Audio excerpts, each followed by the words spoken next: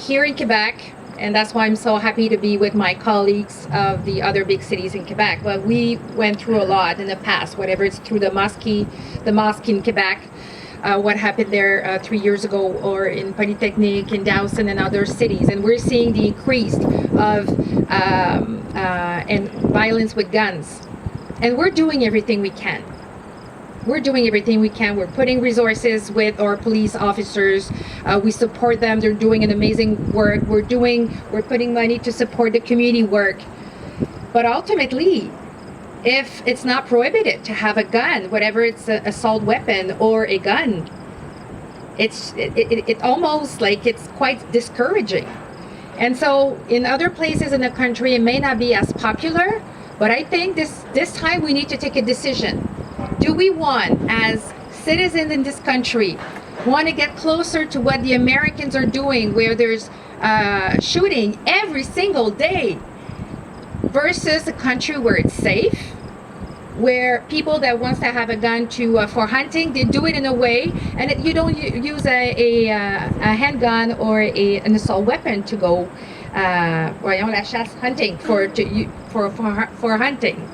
So maybe the other parties all the parties has to be clear, take courage, and be strict about and be clear about how they want to move forward. Do they want to make sure that all citizens in this country are safe?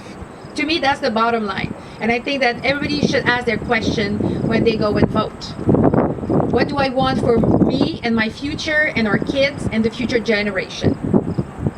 Well, if we can reduce crimes by 80% using guns, that will be a great success. That's our goal. We did have success in reducing hold-ups in banks and other parts. First thing to have success is to try. It's a matter of safety, and I don't see any downside to it if the law is well made and people can still go hunting, and you don't need an assault weapon to go hunting.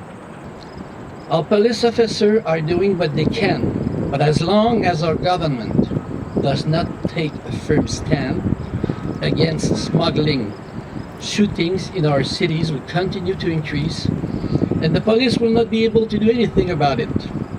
They will never win this war.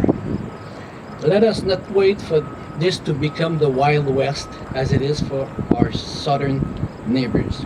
All of the cities here are doing prevention work, so supporting community organizing, trying to make sure that, hoping that there's less and less people, especially our youth, that falls into criminalized group and uses those guns. But ultimately, we're doing what we can, but we cannot change the legislation.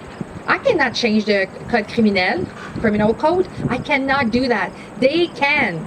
It's their job. It's their responsibility. We'll take care of our communities as best as we can. But we're not going to go through this if the federal doesn't take their responsibility and prohibit both the assault weapons and the and guns, and of course securing the boundaries. It's crucial. But there has to be a way. So tomorrow there's a debate, and I hope it's going to be the first thing that comes to is the first thing they talk about. I really hope so. We're done with this kind of non-clarity, saying this and that, mixing hunters into the debate, which has nothing to do with that. We need to stop confusing people. It's quite clear. Do we want a country where our youth and other people in criminalized group, it's more difficult for them to get a gun and they get arrested, and we secure our borders? Or we just want to make it like it's quite normal, it's okay, and then there's guns going across our boundaries and through provinces and through the United States? What's the choice? What do we want?